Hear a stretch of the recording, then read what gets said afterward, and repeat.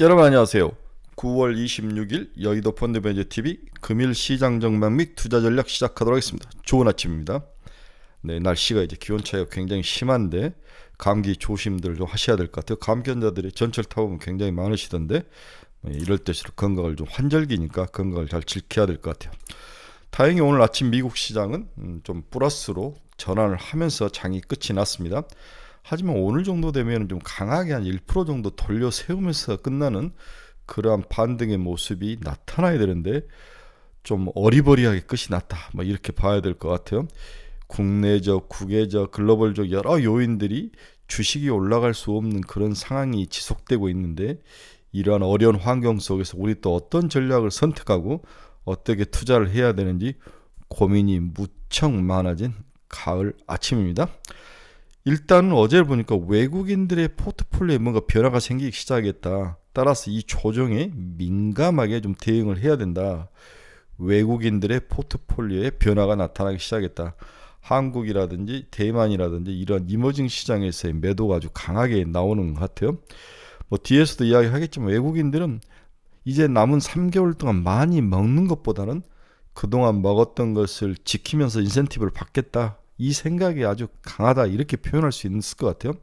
또 분기 말이어서 포트폴리오를 좀 줄이고 가야 되고 우리나라가 아주 긴 연휴 속에 들어가기 때문에 또 포트폴리오를 좀 줄여야 되고 여러 가지 요인들이 섞여 있는 짧은 기간이지만 변화가 많이 나타날 그러한 시기로 보여져서 주의가 필요합니다. 시장은 당분간 박스권에 갇힐 것 같다. 박스권 하단이 살짝 내려온 부분도 있는데 9월 말을 이렇게 좀 어리버리하게 당하면서 9월이 끝나지만 10월에는 또 실적 발표라는 새로운 또 시장을 움직일 수 있는 모멘텀과 다양한 또 경제 지표들이 있기 때문에 한번 해볼만 하다. 이 해볼만 하다는 V자 반등은 아니라는 거죠. 박스권에서 하단에 있던 것들을 중간 정도로 옮길 수 있는, 움직일 수 있는 그 정도의 기술적 반등 정도는 10월에 기대를 해봐야 되는 게 아닌가. 모든 악재가 다 선반영돼서 나타났다. 또 이러한 모습도 있다는 거죠. 그래서 글로벌 시장의 긴축의 지속, 여기 이로 인한 경기 침체, 그 다음에 금리의 상승, 유가의 상승 이런 것들로 해서 포트폴리오를 줄이고 축소하고 이익을 실현하는 모습은 악재이지만 이미 시장에 충분히 많이 반영이 되고 기술적 반등 정도는 10월에 우리가 한번 기대해 볼 수 있다. 이러한 소재와 악재가 충돌을 하면서 박스권에 갇힐 것이다. 따라서 우리가 기대하는 것은 시장이 박스권 중간 정도를 좀 바닥에서 탈출해서 중간 정도 올라오기를 바라는 그 정도의 기대감을 가지고 10월을 맞이해야 되지 않을까 이런 생각을 가지고 금일 시장 전망 및 투자 전략 출발해 보도록 하겠습니다. 구독, 좋아요 많이 눌러주십시오. 네, 오늘 새벽에 끝난 미국 주식시장을 보면 다우는 0.06% 하락을 하면서 끝이 났습니다. 막판에 밀어버렸네요. 나스닥은 0.17%. 뭐 올라가다 터졌다 다시 올라왔는데 그렇게 좋은 모습은 아니죠. 그러나 끝은 상승으로 끝이 났죠. S&P 500도 0.41% 상승하며 장일 마감을 했습니다. 오늘 보니까 반도체라든지 이런 것 빅테크들이 많이 올라, 특히 아마존이 새로운 AI 관련된 엔스로픽 이런 회사를 하나 AI를 한 4억 4조 정도 주면서 사면서 시장의 큰 어떤 그 방향을 나름대로 중심을 잘 잡아줬는데 우리나라 AI 관련된 기업들도 좀 오늘 조명을 받지 않을까 그런 생각을 해봅니다. 자, 금일 주가 추이는 나름대로 선방을 하면서 큰 V자 반등은 없었지만 끝이 났다. 상승으로 이렇게 이해를 하시면 될 것 같아요. 금일 시장의 키포인트를 보면 미국 국채금리가 4.5를 돌파했다. 이 긴축 발작은 어디까지 갈 것인가? 그 다음 미국 셧다운 리스크가 다시 또 재발하죠. 가장 최첨단화되고 글로벌화된 미국이 늘 이런 아날로그적인 문제로 구조를 가지고 가고 있다는 게 정치적으로 참 문제인 것 같아요. 뉴욕 증시에서는 29일 발표될 8월 개인 소비 지출 PCE 물 가격 지수 지표를 주시를 하고 있다.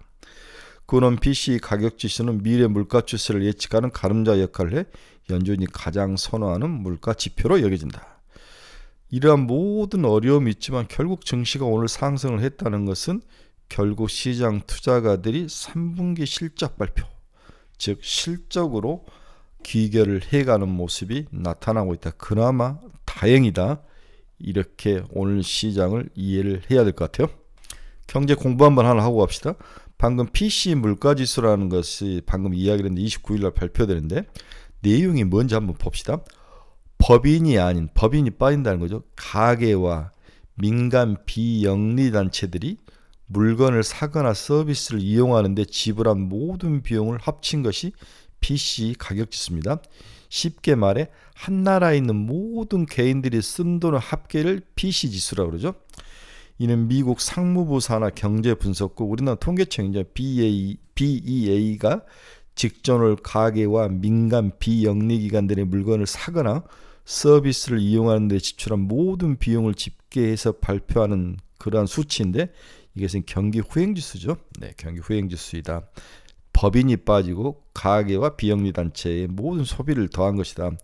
다만 실제 계산에 있어서 토지와 건물 구입비는 제외되며 현물 지급의 경우 원가로 계산하는 특징이 있다. 이 개인 소비 지출을 통해 특정 기간에 국민이 지출을 늘렸는지 줄였는지를 파악할 수 있으며 추후 어떤 소비 항목 지출이 늘어날 가능성이 있는지 등 향후 경기를 예측하는 데 도움이 되는 지수이다. 이 개인 소비 지출을 지수화한 것이 PC 가격지수, PC Price Index라고 하는데 이는 개인들의 소비 지출을 나타내는 지표이기 때문에 경기의 좋고 나쁨을 판단하는 데 있어서 매우 중요한 지수이다. 여러분들 이제 기본 개념은 알겠죠? 그럼 PC하고 CPI는 어떤 차이가 있는가? 한편 CPI가 가계의 직접 지출 품목을 중심으로 산출된다면 PC는 가계의 직간접 품목을 모두 포함한다. 훨씬 PC가 범위가 크다는 거죠. CPI를 구성하는 품목과 서비스가 2년마다 조정되는 반면 PC 지수의 경우는 분기마다 조정해 소비 패턴을 보다 신속히 반영한다. 즉 미국의 가계와 비영리단체, 법인을 제외한 모든 소비의 모습을 보이는 거죠. 네. 아울러 CPI는 도시의 소비자가 직접 구매한 상품과 서비스를 포함하지만 도시의 소비자라는 거죠. CPI는 PC는 미국 전역의 모든 가구를 다루고 있기 때문에 PC 가격 지수를 보는 게 전체적인 미국의 모습을 볼 수 있는 그러한 지표이다. 이런 차이점이 있다는 것을 여러분들이 꼭 기억을 하시기 바랍니다. 자, 지난달은 3.5였죠. YY로 3.5. 이번 달은 3.5. 살짝 오를 것이다. 네, 가격지수가 오를 것이다. 이렇게 예측을 했습니다. 그럼 CPI가 안 잡힌다는 이야기죠. 물가가. 이런 건데 자관 29일 날 우리는 이제 뭐 추석 연휴로 들어가 버리기 때문에 이거 묻혀서 움직일 확률이 높지만 어떤 지수인지 어떤 의미를 갖는지 한번 경제 공부를 한번 해봤습니다. 금융시장 키포인트 다시 한번 뒤집어 봅시다. 10년물 국채가 장중 4.54%를 기록했다. 2007년 이후 최고이다. 오늘 핵심 하도가 미국 국채 10년짜리 금리 상승이었는데 2년짜리는 5.125 0.2pp밖에 상승을 안 했는데 10년 한번 봅시다. 4.546 10.6bp나 상승을 하면서 2007년 이후에 가장 높은 수준을 나타내며 사람들의 마음을 아프게 한 거죠. 이게 미국 국채 10년짜리 1년 움직임을 보이는데 올 1년만 해도 3.3, 3.5 정도 움직이다가 지금 4.54까지 금리가 올라가는 모습. 여러 가지 원인이 있죠. 첫째는 FOMC가 긴축을 추가로 더 할 것이다. 이 가능성. 두 번째, 수급에서 문제가 발생을 했죠. 채권을 많이 찍어내야 될 상황인데 사주는 데가 없다. 중국 문 닫죠. 사우디아라비아 문 닫고 있죠. 러시아 문 닫고 있죠. 이러한 상황들. 그렇죠? 여기에 미국의 경제가 그렇게까지도 나쁘지 않는 면들, 뭐 이런 것들이 섞여서 수급, 정치적 상황, 악재와 호재가 막 섞이면서 물가가 상승해버리는 그런 모습. 특히 장기금리가 상승을 했다는 것은 경제가 좋다는 의미도 있지만 뭔가 급하게 상승해서 올라오면 항상 불안하죠. 제가 봐서는 수급의 문제가 가장 큰 문제이지 않을까. 긴축과 수급. 이게 10년짜리를 끌고 올라오는 게 아닐까. 그런 생각을 해봅니다. 즉 미국 국채금리가 스프레드가 이제 장단기 금리가 이제 좁혀지는 것은 좋지만은 그 질이 단기금리가 빠지어서 좁혀지는 게 아니라 장기금리가 오르면서 좁혀지는 모습이 질이 안 좋다는 거죠. 퀄리티가 안 좋다는 거죠. 이런 면에서 우려감이 증폭되죠. 금리가 올라간다는 것은 기업이 이제 채권을 발행하거나 뭘 발행했을 때 이제 비용이 많이 써야 된다는 그런 의미이기 때문에 결국은 이 모든 것들이 기업 실적을 악화시킬 것이다. 주가에는 그렇게 긍정적인 요인은 아니다. 이렇게 봐야 될 것 같아요. 미국 무디스가 미국 셧다운 신용 등급에 부정적 영향을 줄 것이다. 얼마 전에 피치가 트리플 A에서 AA 뿔로 이제 바꾸는 거죠. 미국 의회 조사국 셧다운 시 성장률이 매주 0.15%포인트씩 하락할 것이다. 매주. 대단하네요. 미 8월 시카고 연응 활동지수가 마이너스 0.16을 기록했다. 마이너스권에 재진입을 했다. 연은 활동지수 뭐 이런 걸 보는데 연 활동지수가 마이너스라는 것은 평균 성장률이 마이너스라는 거죠, 그렇죠? 네. 연 활동지수가 플러스라는 것은 평균 성장률이 플러스라는 의미이고 마이너스라는 것은 평균 성장률이 마이너스라 그런 의미로 봐야 될 것 같아요. 22 총재가 3분기 유로존 경제 추가 약화 예상하고 있다. 계속 겁을 주고 있습니다. 일본 총재가 물가 목표 달성 시 YCC 폐지를 고려하고 있다. 그런데도 얼마 전에 이제 금리를 올리지 않고 인위적으로 이제 10년짜리 국채를 사서 금리를 누르면서 마이너스 금리를 유지해가는 것을 포기하겠다는 것은 지금 엔화 약세를 통해서 일본 경제가 큰 어떤 그 반등의 모멘텀을 갖는데 이 부분도 어느 정도 가면은 멈춰야 되는 게 아닌가 이 이야기를 하고 있는 것 같은데 제가 봐서 일본 청재는 절대 그렇게 하지 않을 것 같아요. 이 엔화 약세를 자기들이 더 누리고 싶지 왜 포기를 하겠습니까? 최근에 일본의 이 엔화 약세가 수출이 증가되고 이게 결국 기업들의 실적과 주가 상승으로 이어지면서 일본 경제가 살아나는 거죠. 한국이 일본보다 경제 성장률이 더 낮다고 여러 번 이야기하지 않았습니까? 이 정부 정신 차려야 됩니다. 큰 문제. 정치가 아니라 경제가 문제입니다. 마이크로소프트 AI 구동 에너지원으로 소형 원자로 활용을 추진하고 있다. 소형 원자로 마이크로소프트. 제가 봐서는 유럽도 그렇고 미국도 그렇고 소형 원자로 저거 절대 못 짓습니다. 저걸 누가 짓습니까? 이건 유가 빠지면 또 그린 에너지가 충분히 있는데 원자는 굉장히 여러 가지 정치적 고려를 해봐야 돼요. 유럽이 여러분 원자를 지금 뭐 말은 짓는데 짓는 나라가 있습니까? 소련의 저 위협으로 저렇게 눈을 시퍼렇게 전쟁이 위협인데 누가 여기다가 원자로를 지을 나라가 누가 있습니까? 불가능하죠. 한국도 그 꿈을 버려야 됩니다. 그린 에너지로 지속적으로 가는 게 맞죠. 네, 맞고 기존에 있는 것을 폐기하는 것이 아니라 살려서 오래 구동을 시키고 지속적으로 그린 에너지로 가야죠. 전쟁이 코앞에 있는 나라에서 원자로를 계속 짓는 것은 바보 같은 일이죠. 챗GPT가 듣기 말하기 영상 처리 기능을 추가했다. 네, 달러는 0.30% 또 상승하면서 105.65까지 올라와 있습니다. 달러 강세가 멈추질 않고 있네요. 국채금리 받고 WTI는 다행히 0.19% 하락해서 89달러, 90달러 살짝 내려오는 모습, 강세가 좀 잦아드는 모습이 나타나고 있습니다. 그나마 다행이네요. 금가격은 0.57% 하락. 테슬라는 0.86% 상승해서 끝난 246달러. 애플은 0.43%. 애플에 이제 선주문이 늘어났다 이런 소식이 들리는 거죠. 애플에게는 다행입니다. 생각보다도 중국 공무원들의 애플 쓰지 말라는 이야기는 허세다 이렇게 봐야 될 것 같아요. 엔비디아 0.68% 상승. 오랜만에 반등하는 모습. 400달러 근처에 오니까 매수가 좀 나오는 것 같습니다. 일라인일리 0.3% 상승. 노보 노르디스크 0.25% 하락. TSMC 0.68% 상승. 마이크론 테크놀 0.44% 27일 날 실적 발표를 하죠. 마이크론 테크놀로지의 실적 발표와 특히 가이던스가 굉장히 중요합니다. 향후에 반도체 가격이 어떻게 될 것 같다. 추가 감사는 어떻게 될 것 같다. 가이던스를 어떻게 주느냐. 소비는 어떻게 될 거냐. 낸드 가격은 어떻게 될 거냐.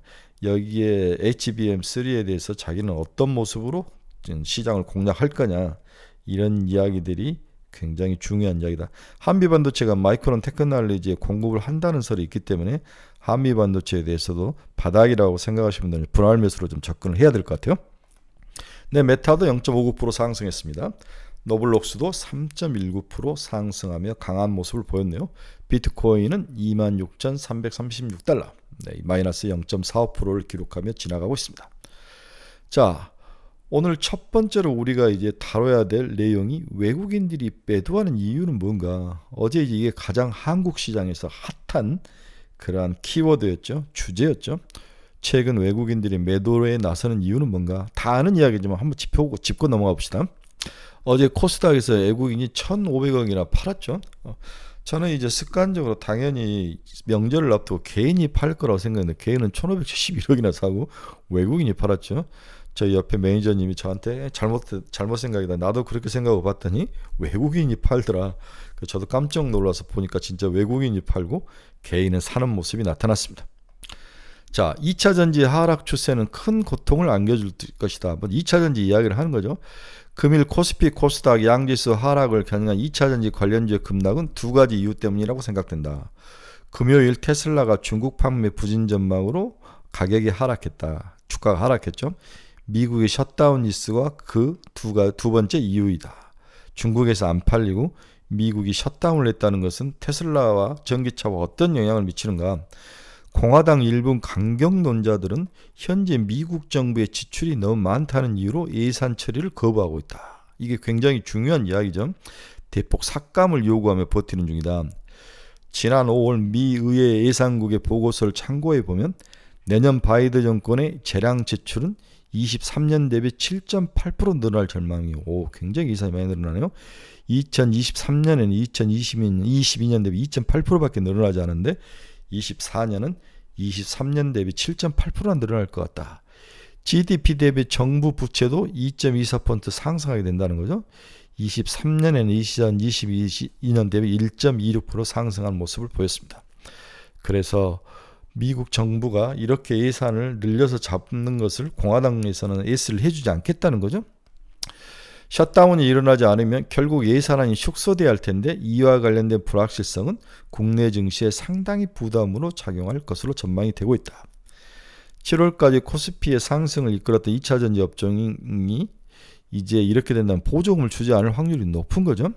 IRA 법안 통과 후 국내 업체들의 수혜를 받아서 강력하게 성장을 했는데 셧다운이 되든 안 되든 2차 전지 성장 관련 불확실성이 높아진 점으로만 봐도 센트에 금이 가기 시작했다는 거죠.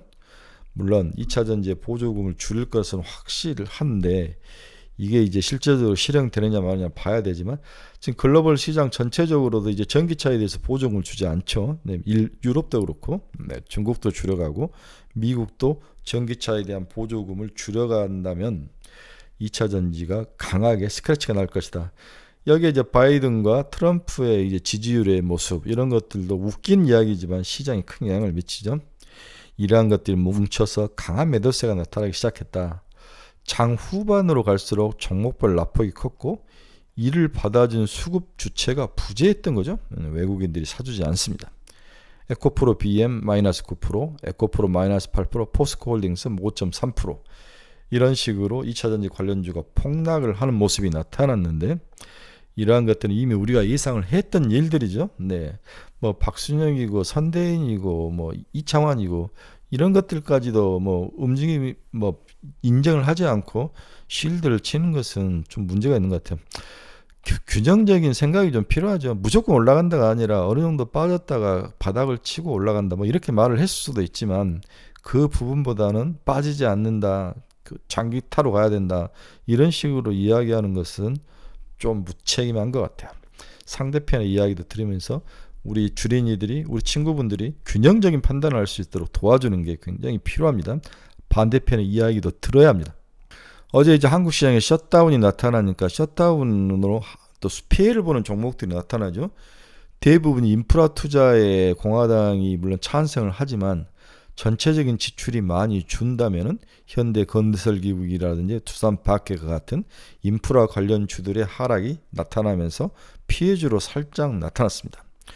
밸류에이션을 높게 받고 있는 만큼 미래 성장에 대한 의문점이 생기면 주가 하락이 불가피하나 2차 전지보다 이익 모멘텀 층에서 건설기계나 밥켓 같은 그러한 인프라 관련주들은 실적이 버티고 있기 때문에 하락의 폭은 2차 전지보다 적을 것 같지만 일단 같이 쏠려서 내려온 모습이 어제 나타났습니다. 다음의 이유는 FOMC 희망과 달리 미국의 2024년 경기가 침체할 가능성에 외국인들이 배팅을 하고 있다. 이런 모습도 있는 거죠. 미 연준은 2024년 경제가 나쁠 것 같지 않다 해서 경제 전망을 올렸는데 현실적인 모습에서는 꼭 그렇지만 않다는 거다. 그 이야기를 지금 하고 있습니다. 그래서 모기지 금리 급등, 주택 경기마저도 급냉을 하고 있는 모습을 인정을 해야 된다. 고금리 장기화로 또 다른 부작용은 차환 리스크란 거죠. 네. 특히 PEF라든지 채권 그동안 발행했다든지 저금리에서 이러한 종목들이 차환으로 돌아왔을 때 금리가 상승해 있는 이 상황에서 견딜 수가 있을 것이냐, 굉장히 큰 문제다는 거죠. 이 밖에 24년 예산을 두고 연방정부가 폐쇄가 현실화되고 있는 미국 정부의 재정 지출 중 이자 지출 비중이 급증할 수 있다는 점은 금리 인상에 따른 재정정책 구축 효과, 정부의 재정 적자 또는 확대 재정 정책으로 이자율이 상승하여 민간 소비와 투자 활동을 위축하는 하는 현상을 우리가 구축 효과라고 하는데, 이 구축 효과가 나타날 가능성이 높다.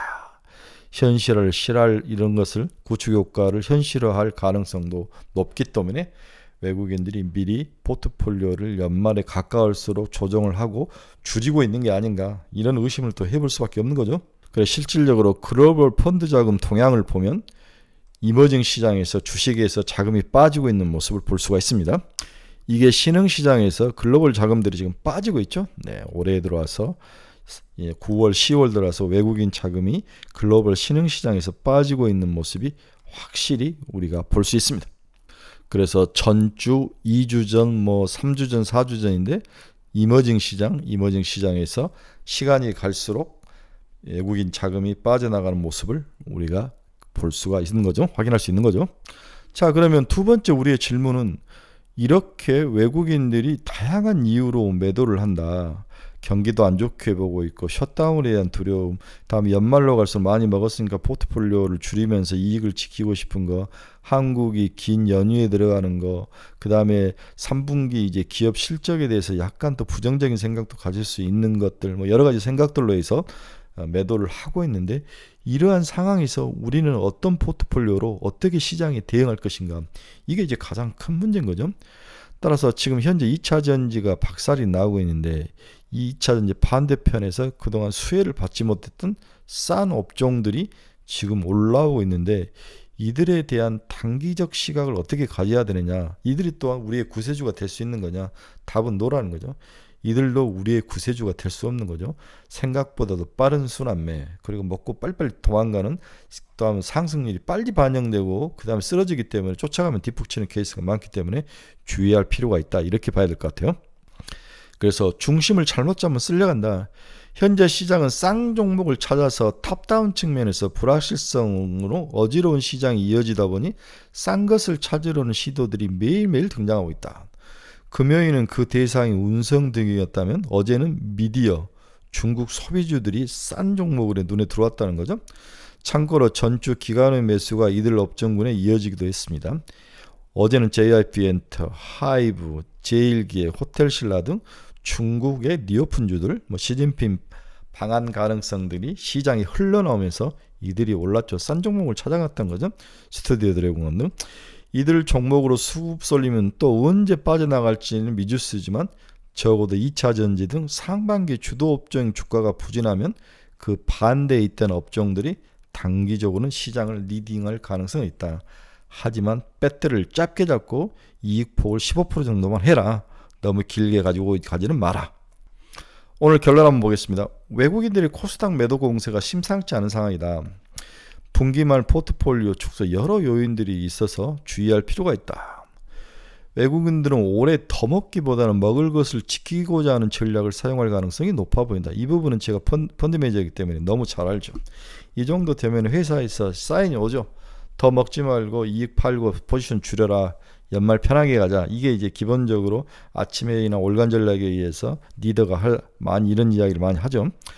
특히 미국 정치적 상황과 경제적 침체 가능성, 그리고 미중 갈등 격화, 이게 이제 반도체 같은 기업으로 불똥이 튀면서 2차 전지가 쓰러졌을 때 이들을 받아줄 종목군이 같이 망가져 있는 모습이 지금 시장의 가장 큰 문제인데, 이것 때문에 앞에서 말한 니오픈주라든지 그동안 쩔어있던 종목으로 쏠리는데, 잡주로 쏠리는데, 이것도 오래가지 못할 것이다. 주의가 필요한 거죠.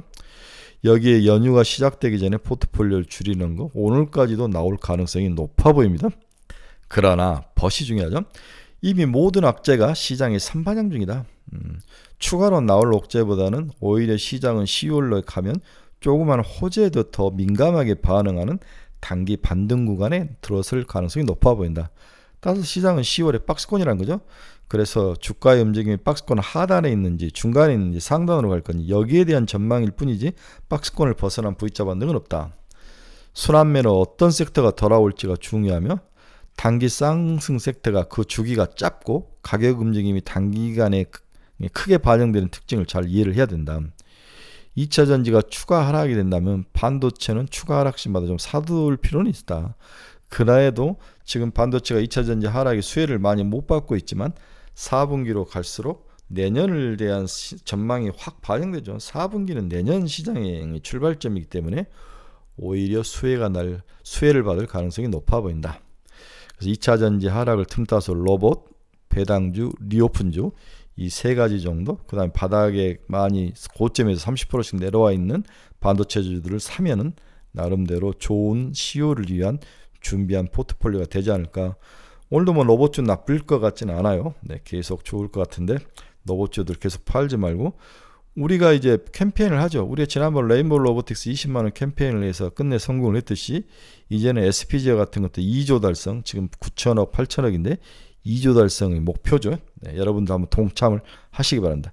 내년 6월까지 2조 달성.